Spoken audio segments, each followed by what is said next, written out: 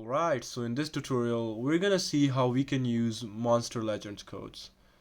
So, some versions actually don't have redeem option. Many players report that the redeem code button simply does not show up, depending on where you are playing, especially if you're playing on iPhone or certain mobile versions.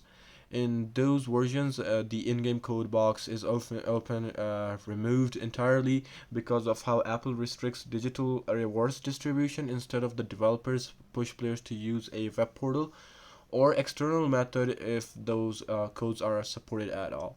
So number two could be iOS restrictions. As you know, on iOS, the game might be not included as a redeem button inside the app. You're expected to use an official social web point, which is also called a redemption page. So if you see that, just go ahead and try it out on website. If it's not, code feature may be inactive or removed.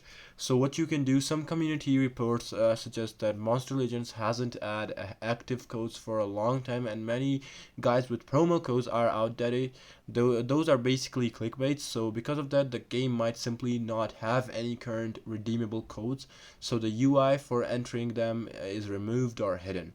So codes expire very quickly. Even if the game does support redemption codes, code expire very fast, often within days or weeks. And once it expires, the game might hide the redeem option because there is nothing valid to enter anymore.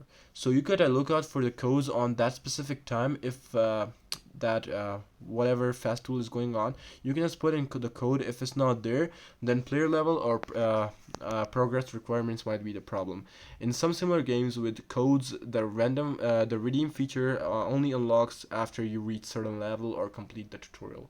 If Monster Legends uses a hidden system like that, you may not be able to see it directly. So what my conclusion is that you're not doing anything wrong. The reason you don't see any redeem codes is likely your version or platform doesn't support it, or the redeem button was removed, or codes aren't supported anymore. So yeah, this is it for this tutorial. I hope it actually helped you out.